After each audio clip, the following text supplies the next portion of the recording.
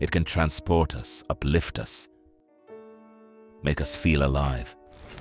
But some melodies, they carry a different kind of resonance, a forgotten harmony that once heard can never be unheard. A song that calls to something ancient, something hungry, lurking just beneath the surface of our polished world. The Obsidian Lounge, a clandestine speakeasy tucked away beneath a historic theater in a sprawling Gothic city.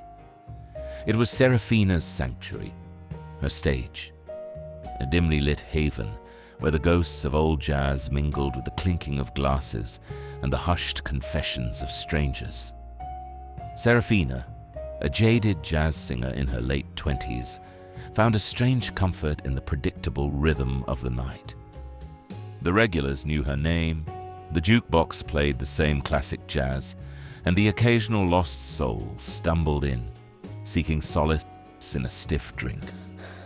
But one quiet Tuesday night, the rhythm shifted. A new melody began to play, a melody that promised more than just solace. It promised everything. It was sometime after 1 a.m. when he walked in. Julian Vance, late 40s, impeccably dressed, with an aura of quiet, almost predatory sophistication. Not the usual clientele for the Obsidian Lounge. He moved with a deliberate grace, his eyes scanning the room before settling at the bar. He ordered something obscure, vintage, without hesitation. As Serafina poured, Julian asked with a subtle, knowing smile, "Do you enjoy performing here, Serafina?" It was a normal enough question. Serafina, ever the professional, answered honestly, even making a joke about the life of a performer. She wished she'd gotten a creepy vibe. But Julian was disarmingly charming, like a benevolent patron, a single dad at his kid's baseball game, giving high fives. He chatted for a bit, then out of nowhere asked, "Have you ever thought about doing something bigger?" Serafina, surprised, gave her standard bartender smile and said she was happy for now. Julian nodded, sipping his drink, a flicker of disappointment in his sharp eyes. Then came the question that surprised her. "What time do you get off?" Serafina's smile faltered. What time do you get off tonight? She hadn't picked up any flirting. She'd thought their conversation was genuine. She gave a vague answer, busying herself. Julian didn't press. He just smiled, a knowing, almost predatory expression, then drained his drink. He laid a crisp $100 bill on the bar, gently, like it was nothing. Then, without another word, he walked out into the night. Serafina didn't know what to make of it. Julian's demeanor was so far off his radar. She figured she'd never see him again. She was wrong. A week later, Julian returned, but this time, he wasn't alone. Cadence Thorne, mid-30s, ethereally beautiful, dressed in a way that was trendy yet subtly off, like someone trying too hard to blend in. Her eyes, though, were unnervingly cold, calculating. She drew Serafina's attention immediately. Everything about her seemed calculated, from her too-easy smile to the way she leaned against the bar. The first thing she said, her fingers brushing his arm, lingering a second too long, was, "You're so captivating." Serafina laughed, thanked her, but instantly knew something was off. Julian surprisingly remained silent. "You're so captivating." They ordered drinks, and then the questions came flooding in. Cadence's questions were relentless. How long had she worked there? How old was she? Small talk that felt like an interrogation.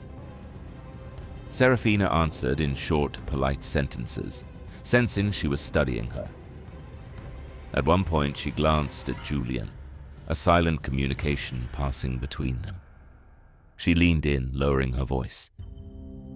"I run an exclusive society, always looking for young, captivating people for private rituals. You'd make a killing. 10 grand for a weekend. Serafina forced a laugh. Sounds too good to be true. She insisted it was real. A bunch of artists like you work for us. Her smile never faltered. It was starting to creep her out. She steered the conversation back to the job. Fun. Safe. Exclusive. Then casually, "You should step outside for a second. There's someone who can explain it better." Serafina's pulse kicked up. She wasn't playing around anymore. She declined firmly. Cadence's smile, impossibly, widened. She left a black, velvet-bound invitation card on the bar, her fingers brushing his again, a cold, clammy touch. "Stands, Serafina. We'll be in touch." They left, disappearing into the night. Serafina, shaken, later discovered that other struggling artists and performers in the city had vanished after similar encounters. She looked at the card. It began to subtly change. The elegant script warped, revealing disturbing, almost grotesque sigils beneath. A faint, glowing countdown timer appeared. She realized the society wasn't about parties. It was about harvesting souls, for a far more sinister purpose. Julian and Cadence weren't just recruiters, they were collectors, ancient predatory beings preying on human ambition and desperation. The Obsidian Lounge wasn't just a speakeasy, it was a hunting ground. And Serafina, she had just received her invitation. The modern marketplace, a place of abundance, of endless choice, of convenience. But sometimes, beneath that veneer of consumerism, something else takes root, something ancient, something that demands a harvest far more precious than any product. The consumer's maze. A superstore so vast, so sprawling, it felt less like a place of commerce and more like a monument to forgotten dreams. For Alex Mercer, a cynical young employee, it was just a job. The night shift, alone, in a forgotten industrial district. The store was a labyrinth of identical aisles, filled with generic, unsettlingly perfect products. He was 21, and this was his penance for a string of bad life choices. He thought he knew boredom. He thought he knew isolation. He was about to learn true terror. The night began as usual. The low hum of the fluorescent lights, the distant whir of the refrigeration units, the oppressive silence. Alex, behind the counter, scrolled through his phone, counting down the minutes. Then he saw him. Mr. Finch, a man with an unnervingly blank expression, moving with an eerie precision through the aisles. Alex noticed it first on the security monitors. A subtle glint, a small device hidden in his hand pointed directly at him. Mr. Finch was recording him. He moved with an unsettling grace, always just out of direct sight, his gaze occasionally locking onto Alex through the shelves. A cold prickle of paranoia began to spread through Alex. He tried to dismiss it. Just a weirdo. But the feeling persisted. He was being watched, documented. For what purpose, he couldn't fathom. His heart pounded. He was alone. The store was empty. He tried to radio for a manager, but his device was dead. Just as he felt a hand wrap around his arm, he nearly jumped out of his skin. A woman's voice, loud, friendly, overly familiar, exclaimed, "There you are." Maya Vance, a woman he'd never seen before. She smiled, her grip firm, like they were old friends. Before he could react, she leaned in, her tone dropping to something low and urgent. "That guy's been recording you. Follow me. There's a safe exit." His stomach dropped. He glanced back. Mr. Finch was still there, no longer pretending to browse, staring directly at him. A cold wave of fear washed over Alex. He let Maya pull him. He didn't question it.